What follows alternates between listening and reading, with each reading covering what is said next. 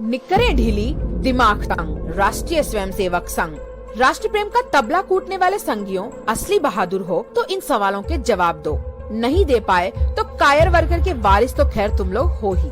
RSS ने आजादी की लड़ाई क्यों नहीं लड़ी? सुभाष चंद्र बोस आजाद हिंद सेना का गठन कर रहे थे, तब संघ ने सेना में शामिल होने से हिंदू युवकों को क्यों रोका?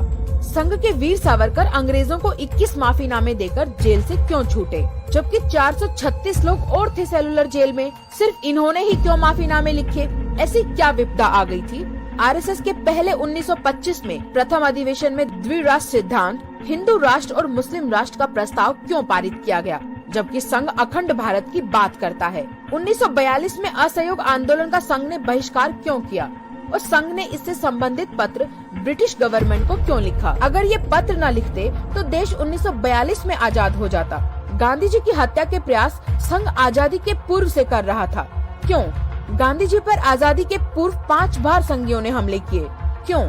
संघ प्रमुख केशव बलिराम हेड गवर्नर ने कहा था कि ऐसे हिंदुओं को अपनी ताकत का उपयोग अंग्रेजों के खिलाफ न करते हुए देश में मुस्लिम, क्रिश्चियन और दलितों के खिलाफ करना चाहिए। ऐसा क्यों?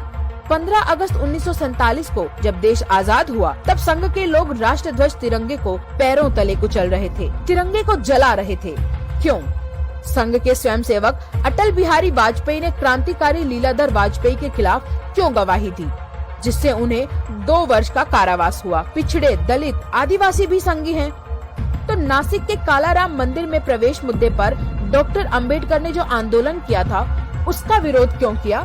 संघ के लोग अपने आप को राष्ट्रवादी समझते हैं। इन्होंने 1925 से 1947 के बीच वंदे मातरम का नारा क्यों नहीं लगाया? अंग्रेजों का इतना डर था क्या?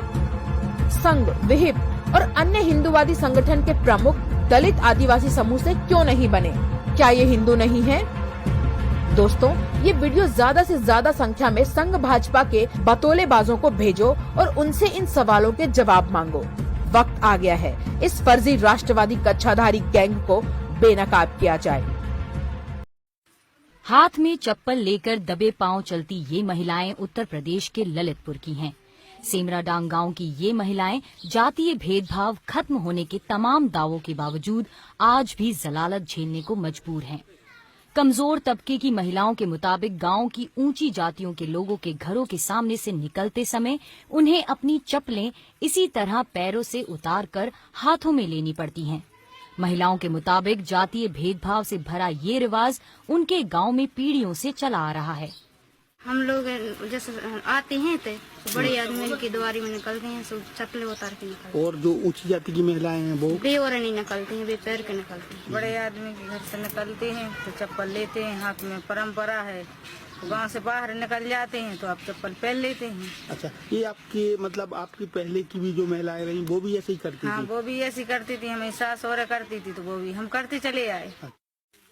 पीड़ित महिलाओं के मुताबिक ये अपमानजनक रिवाज सिर्फ उनके गांव में ही नहीं बल्कि आसपास के कई गांवों में भी ऐसा ही होता है, लेकिन दबंग जातियों के डर से कोई इसका विरोध नहीं करता। अगर कभी किसी ने विरोध करने का हौसला दिखाया तो उसे धमकाया और अपमानित किया जाता है। चप्पल पैर के निकलते हैं, फिर नाराज होते हैं बड़े आदमी, इसलिए हम हाथ में लेके पानी मानी जात तो हाथ में लेके। यूपी के जिस ललितपुर जिले में ये शर्मनाक रिवाज जमाने से चला आ रहा है, उसके आला प्रशासनिक अधिकारी इससे पूरी तरह बेखबर हैं। वो अपनी जिम्मेदारी से ये कहते हुए पल्ला झाड़ लेते हैं कि उन्हें अब तक ऐसी कोई शिकायत ही नहीं मिली। देखिए, इस संबंध में मुझे लगभग यहाँ पर मैं 1 साल 5 महीने से हूँ, लेकिन अभी तक कोई इस संबंध में शिकायत नहीं मिली। यूपी में समाज के कमजोर तबके से जुड़ी महिलाओं के साथ जारी जातीय भेदभाव साफ बताता है कि सामाजिक न्याय और सबका साथ सबका विकास जैसे नारे अब भी समाज के एक बड़े हिस्से के लिए महज नारे ही हैं। उत्तर प्रदेश के ललितपुर से अजय झा के साथ ब्यूरो रिपोर्ट, हिंद किसान। व्हाट्सएप पर हिंद किसान वेब चैनल देखने के लिए 7683020370 पर मिस्ड कॉल दें।